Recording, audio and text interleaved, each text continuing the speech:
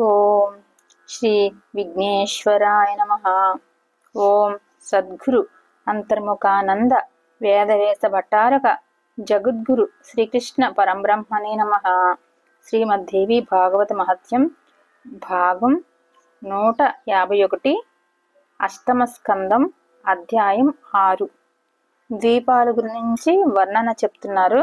ఇక్కడ చెప్పుకుంటున్నాం వర్షదానం జంబూ ద్వీపం అని అన్ని సప్త ద్వీపాలు అనుకున్నాం కదా, అది వర్ణన చెప్పుకుంటున్నాం. అధ్యాయం 6. మేరు పర్వతానికి తూర్పు దిక్కున 18,000 యోజనాల వైశాల్యము, 2,000 యోజనాల ఎత్తు కలిగి జఠర దేవకూట పర్వతాలున్నాయి. పశ్చిమ దిశలో పవమాన పారియాత్ర పర్వతాలున్నాయి. దక్షిణ దిక్కున కైలాస కరవేరకాలు విరాజిల్లుతున్నాయి. ఇలాగే ఉత్తర దిక్కున త్రిశృంగ మకర గిరులున్నాయి. 8 పర్వతాలు పరివేష్టించి ఉండగా కాంచన శిఖరంతో మేరు పర్వతం సూర్యుడిలా ప్రకాశిస్తుంది. ఆ శిఖరానికి మధ్య భాగాన చతురస్రాకారంలో 10,000 యోజనాల వైశాల్యంతో బ్రహ్మదేవుడి నగరం ఉంది.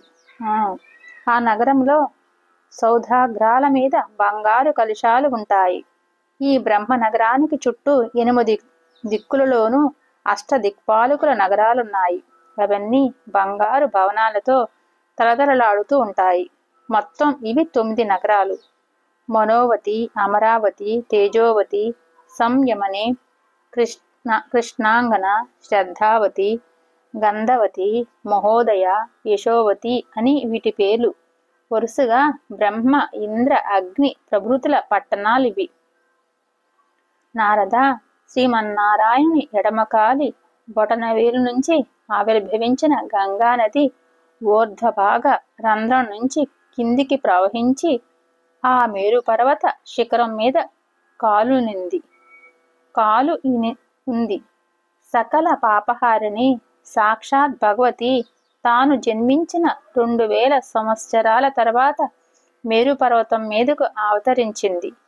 ఈ దేవీదేవ నదీశ్వరి అవతరించిన ప్రదేశానికి విష్ణుపదం అనే పేరు చరితార్థమైంది. ఉత్తానపాదుని కుమారుడు ధ్రువుడు గొప్ప విష్ణుభక్తుడు.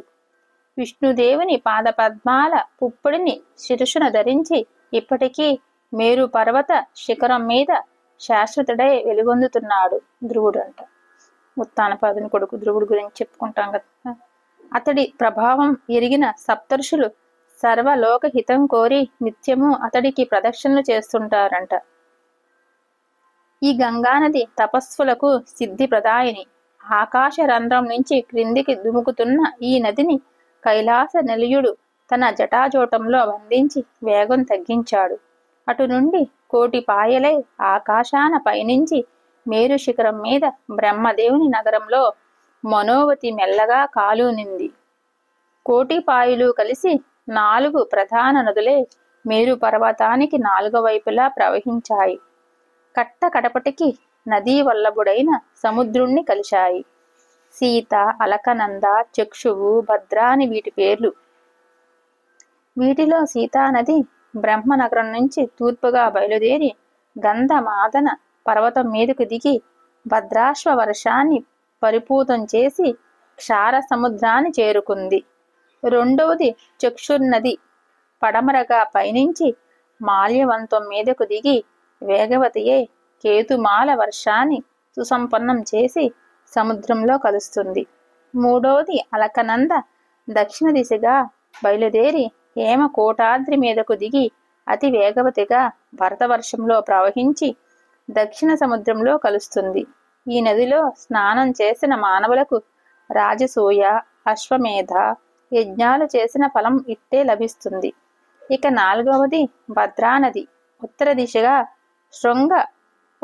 శృంగ పర్వతం మీదకు దిగి కురువర్షాన కురుభూములు, పాడి పంటలు ఇలా చేర్చి సముద్రంలో కలుస్తుంది. ఇవే కాక ఈ దేశాలలో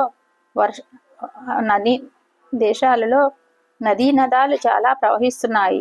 వాటిలో ఎక్కువ భాగం మేరు పర్వతం నుంచి ఆవిర్భవించినవే.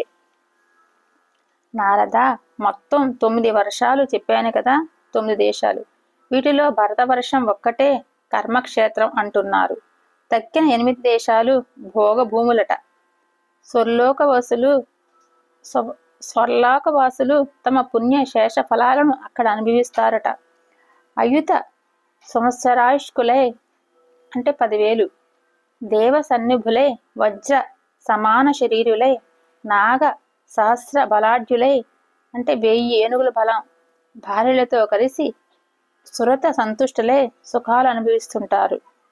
అలాగే అక్కడ స్త్రీలు మరొక సంవత్సరంలో ఆయుర్దాయం తీరుతుందనగా గర్భం ధరిస్తుంటారు. అక్కడ కాలం ఎప్పుడూ త్రేతాయుగంతో సమానమై నడుస్తూ ఉంటుంది. ఇంకా చాలా ఉంది. ఈ అధ్యాయం కంప్లీట్ అయింది. ఓం శ్రీ గురుభ్యో నమః. సర్వం శ్రీ కృష్ణార్పణమస్తు. 151వ భాగం సంపూర్ణం. 6వ అధ్యాయం సంపూర్ణం.